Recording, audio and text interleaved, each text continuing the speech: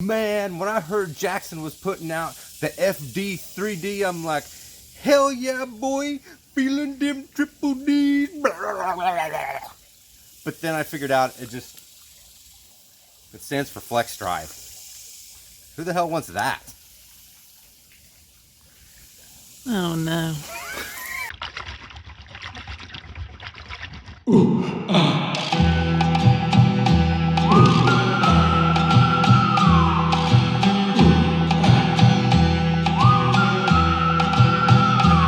Video, I'm really excited about kind of running you through what I've done to modify the Jackson Flex Drive 3D. This is the newer version of the drive.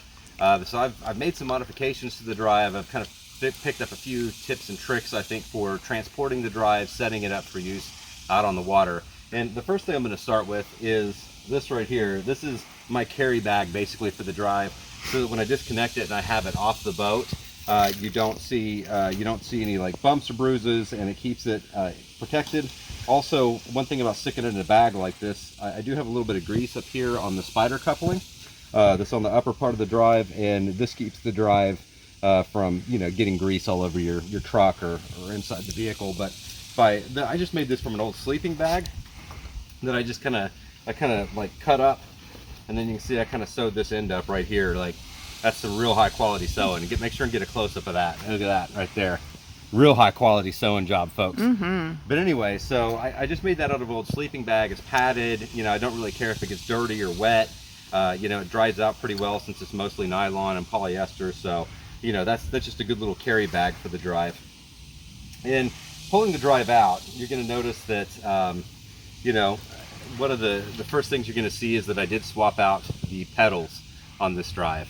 Now, these are Shimano's. I got this from my local bike shop for about 40 bucks a set. You do have to make sure and be very careful and follow the instructions here that, because the drive, actually fits in the boat like this.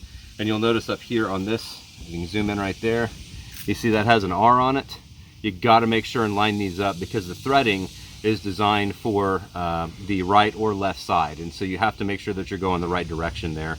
And the biggest thing that I found with installing these versus the stock Jackson pedals is that you have to make sure and go very, very slowly to make sure you're not cross-threading. So you may get in there and find a little resistance. You just need to back it back out and then try again. Hey, Gidge. All right. Well, let's go back over there. Okay, so the big thing with these, the reason why I swapped out, number one, this is a substantially smoother pedal right here. And the other thing is, too, as you can tell, like, there's no slop or play in this mechanism at all. So besides the fact that I think it's a little bit smoother on the drive, it's also substantially less noisy. Then I'll show you what I mean here, because I've got one of the old Jackson pedals. And this is what comes with the boat stock, and I want you to listen to this. You can see how much just like slop and play there is in that mechanism when you're pedaling. That slop and play like comes through an extra vibration and noise in the boat. And there's no way in my mind, if you've got this much slop and play in that mechanism, that you're not losing some pedaling efficiency. So for $40, I think these are a great upgrade. You might be able to find cheaper versions online, like through Amazon, but I don't know why Jackson is not using pedals like these. If you look at like the Propel drive, which is more or less the industry standard for a prop drive in kayaks, they use pedals much more similar to what you're going to find on like a bike pedal system. And in my opinion, that's the way to go. These are pretty much junk. Really disappointed with the performance of these versus these pedals. So I would highly recommend that as an upgrade. The other thing you're going to notice, and you'll see this in, I'm going to link up a video here. And you'll see this in that video. Where this drive mounts, especially in the bite, is perfect for setting up an extra little accessory mounting point here.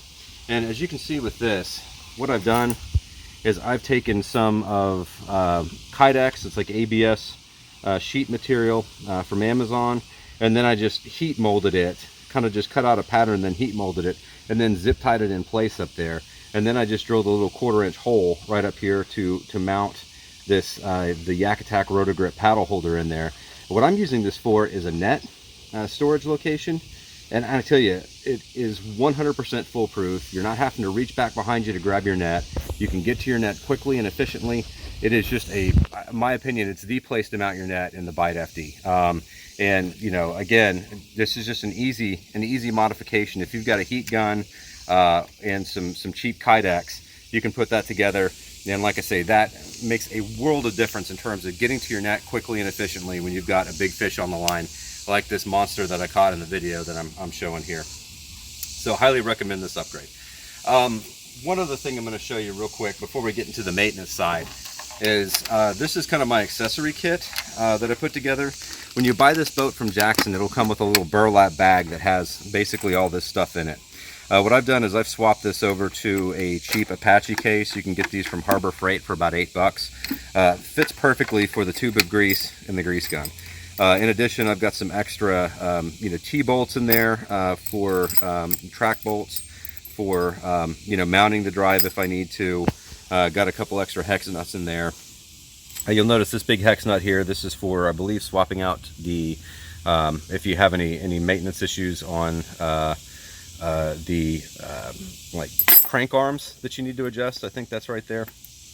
So yeah, this is pretty much everything you're going to need. Spare spider coupling, very important, because those do have a tendency to want to come off. So that is what I'm carrying this in when I'm out on the water. It allows easy access and keeps everything nice and dry. So let's walk through the right way to do maintenance on your boat or on your FD drive. And the big thing with this is that you are going to have to grease the crap out of this drive. I mean, multiple times you're going to have to grease the crap out of it. The first time I took it out, I didn't really have an expectation of how smooth the drive was supposed to be. And so I didn't really know, the noise that I was getting, if that was normal or not, or if that was just part of the break-in period. But I can tell you a lot of it was just due to the fact that from the factory, these just do not have enough grease in them. I am sticking with the same grease recommended by Jackson. This is called Finish Line. It's a bicycle chain grease. It is fully waterproof. It's made with Teflon and I suspect some type of like a silicone. Anyway, it is I think relatively high quality stuff. It's only, I think, about 15 bucks a tube, if I remember correctly, from Amazon. So you can get that on Amazon without the grease gun and use this to lube up your drive. There may be better stuff out there, but this is what Jackson recommends, so that's what I'm using. And I went through a full tube of this after I figured out what my drive needed. I went through a full tube of this within probably the first 3 months. I would say that when you get your drive, just plan on probably greasing it right out of the gate. And then, after the first few times you use it, that grease will kind of get redistributed around that upper unit, which is, when I say the upper unit, I'm referring to this section right here. And it'll get redistributed around there, and then you'll have to re-grease. But like I say, once you've gotten that grease in there, it's been about 8 months since the last time I've greased it or done any maintenance to the drive at all. And I think it's getting a little bit sticky now, which is why I'm going to go ahead and start, walk you through the maintenance today. But you really shouldn't need to do it a whole lot after those first couple of months. But that first couple of months, just expect you're going to have to go through probably at least a full tube of grease. So when you're looking at greasing the drive internally, you're looking at two main points. This is the one that is closer to the bow, and this is the one that's closer to the stern when you have this actually mounted in the boat. And so you'll just use your hex wrench right there and obviously loosen these, which I've already pre-done. And you'll get access to your two main ports. If you catch the light just right and you don't have too much grease in there, you can actually see, I don't know if I can get in there close enough to see it, you can actually see there's like some gearing inside there, right there. That's like a big brass gear. Same thing down here as well. Down in this section, there are two main gears you're trying to get access to there. The big thing is you just want to pump as much grease as, basically as you can into there until it starts kind of coming back out the port here. And I'll show you how to grease, and I'll give you a couple of tips on that. So one thing that I did at first incorrectly, because I'm not, really like, that proficient with a grease gun. first time I've ever used one, is I didn't really prime it the way I needed to. And you can feel a little bit of pressure in there. You can see that kind of came out right there.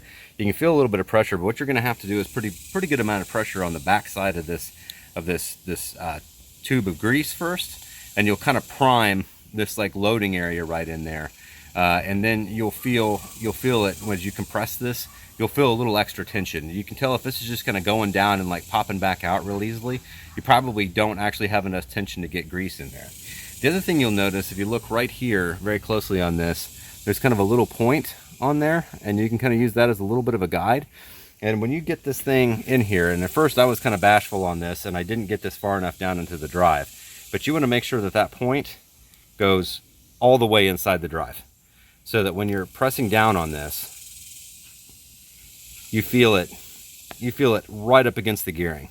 And I was a little bit, like I say, I was a little bit shy about that. The first couple of times I greased this, I don't think I got the grease where I needed to, because I was a little bit afraid to just jab this thing in there. But that's what you need to do to make sure that you've got enough grease that you're getting down into the parts that need it. Otherwise, it kind of just sits and fills up this area by the threading, and that's not going to be very helpful. All right, so you can see down here doing the same thing. I'm just making sure that I'm getting pressure and getting grease in here.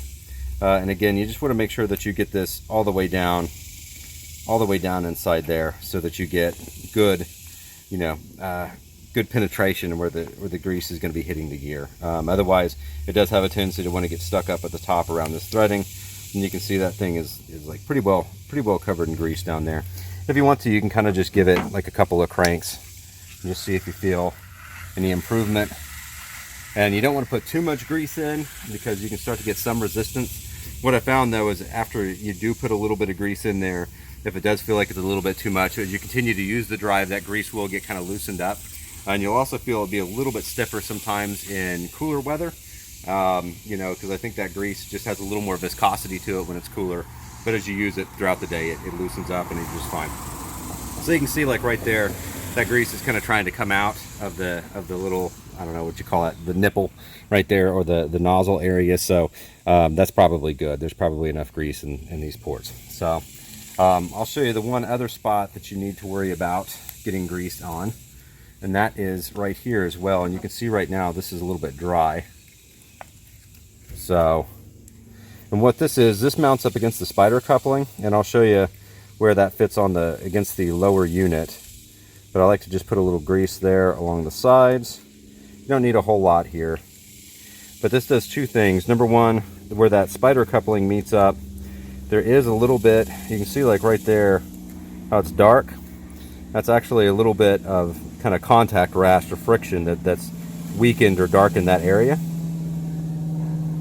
And so it is good to put a little bit of grease on that spot as well, to make sure that this is not grinding. What I notice when this spot gets a little bit dry, it'll just kind of make like a grinding noise, and that is obviously something that I think, stealth is important when you're out on the water. So having that grinding noise going, I think, does kind of telegraph your position to fish.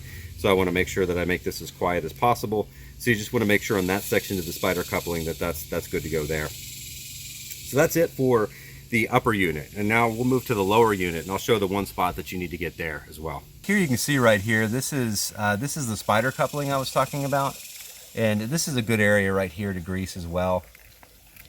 You just need to run a little bit in there, just enough so that you have basically some lubrication on this. This is where the upper unit fits into the lower unit, and underneath this spider gear right here, which is just like nylon or plastic, underneath here, this is just a bare aluminum that it mates up against. So you definitely, that's where you get like that noise that comes from those two sides grinding against each other, because you saw on the other side, that's just like bare aluminum as well. So this is just a way to make sure that you've got everything nicely lubricated in there, and it keeps the noise down. Now, and it's a little bit hard to see this without me being up on top of the drive, but the one thing I'll tell you about this as well is by keeping this lubricated, it helps keep this like nylon spider gear from wanting to stick to the upper portion of the drive when you disassemble this. And the biggest problem with that is, of course, is if you have this spider coupling right here stick, this little bearing, and then it falls off as you're transporting it, then you're minus the spider coupling, and I don't think this drive will work without that spider coupling. Vitally important. That's why I have a spare, and that's also why I keep this nice and greased up so that this separates cleanly and you don't get this little part falling off and getting lost. All right, so just kind of in closing here, I just want to give you my thoughts on the flex drive system, and kind of, I guess, maybe do a little bit of myth busting with it from, my experience with it, and then also, maybe talk about pros and cons.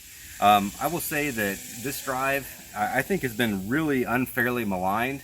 I've heard a lot of people talk about it, like, for instance, on the Facebook forums and post horror stories. And look, you're dealing with plastic boats, and you're dealing with, like, small machinery in here. Like, you have to treat your gear really well, and you have to remember what you're out here doing. If you're out here trying to drag race your boat and pedal as hard as you possibly can, I don't care what system you're using, like, Hobie drives, brake.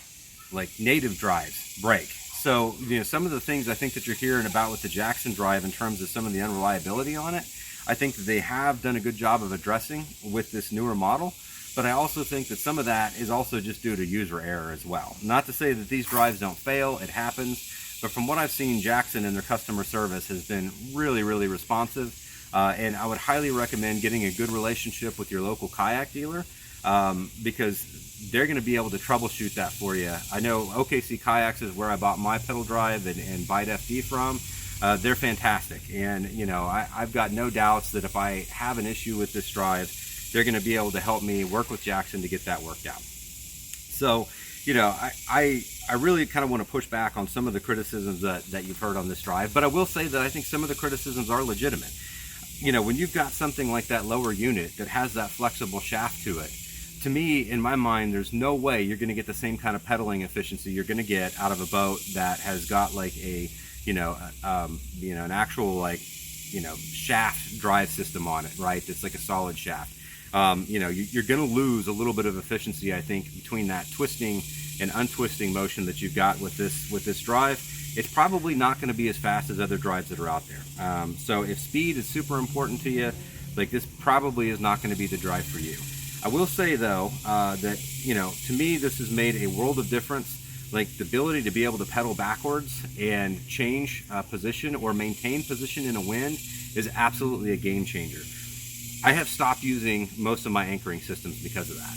I just use my feet to hold in place. And that is something that, being in Oklahoma where we deal with the wind as much as we do, is a huge, huge advantage. It simplifies the fishing game so much to be able to just sit there and hold position with your feet. It is absolutely, this sounds like, this obviously sounds cliche, but it is a game changer compared to just operating a paddlecraft in the wind. And this drive is just incredibly intuitive going backwards and forwards. The other thing I would say is that, I like to fish shallow. I fish a lot of lakes that have a lot of vegetation and a lot of stumps. I fish a lot of lakes that don't have good water clarity. And when you have that combination of, like, stumps and poor water clarity, guess what's going to happen? You're going to run into stuff a lot. And that has happened for me every time the lower unit has kicked up, as it was designed to do, with no worries or issues. Another thing that's great about this drive too is that lower unit. If you do get something tangled around it, you can pop that lower unit up and clear it out without having, like, that whole drive take up space in your boat. The other thing I would notice too, or I'd say about that as well, is that, a lot of the other drives out there, your natives and things like that, when you pull that drive up, like if you're in really shallow water, you're in vegetation, man, that thing is in your way. With this boat, you just don't have that. That lower unit sucks back up into the hole, and, like, you can use this or not use this. Nothing's really in your way. I love this system. I have got zero regrets about buying the FD3D drive system and buying a boat that uses that. In my next boat I'll buy, who knows, like, it's possible I may go to another drive system if there are things that are worked out. I know the Hobie owners are maybe going to disagree with this. I really don't like the kick-up fin system that Hobie has, because if you look at the way that those fins are held in place, it's all just a friction fit. And so if you think about, what's going to eventually wear over time, like, that friction fit is going to become looser and looser. So, I mean, that drive may pop up, but, at some point, like, or it may pop back in and out of place pretty well right now, but at some point after a few times of doing that, that metal casing around it is going to wear down, and then you're going to have a lot of slop and play in that mechanism. It may not affect the drive at all, but for me, I mean, I think if you need something that's going to be able to get you shallow and handle, handle the occasional collision, like this drive system has proven to be pretty bulletproof for me so far. And I'm coming up on about 9 months of ownership on it at this point, and I've had 0 issues with this drive. Like I say, Jackson definitely has some things they need to improve on. They need to put better pedals on there. Jackson, if you're looking at this, put something on top like a hot shoe mount so I don't have to go through and do this, that allows you to attach like a T-bolt accessory on there. If you know what a hot shoe mount is for a camera, that's what I'm talking about. Just something that's just like welded on there, or cast onto the outside frame here, so that you can put an accessory mount on the top, because it's an awesome place to store your net, potentially your paddle, an extra rod. So I would highly recommend them, doing something that allows a track mounted accessory up on top. Again, I also think that from the factory, they should lube these things much better than what they do. I don't know why they've made that decision, but they really should, because I think when people get in these and they demo this boat and they compare it to something, like the Hobie drive or the native drives that are smoother. I should mention Old Town as well too. Obviously they've got a good drive system. But I think when they try it out compared to that, I think they're not really getting the, really a fair contest, because this thing from the factory is just too dry. So, summary of my thoughts here. Number one, I would expect if you get this drive, be willing to put a little bit of extra work into it, I think, to like maximize its benefits. Number two, plan on buying grease for it. Number three, don't be scared off by the reviews you hear. I love this drive. I've been so happy with this boat. And again, I've gotten a chance to compare it to at least one other drive system that's out there. It's maybe like a hair less efficient, but really when you're looking at it, I mean, this is every bit as capable of drive. So, flex drive owners out there, think about what you can do to mod this and make it more efficient. If you're looking at this and just doing research on this drive system, don't be scared off from it. I think you can do a lot worse for yourself than making the jump to the Jackson, because this drive system so far has really performed flawlessly for me. All right, thanks a lot, guys.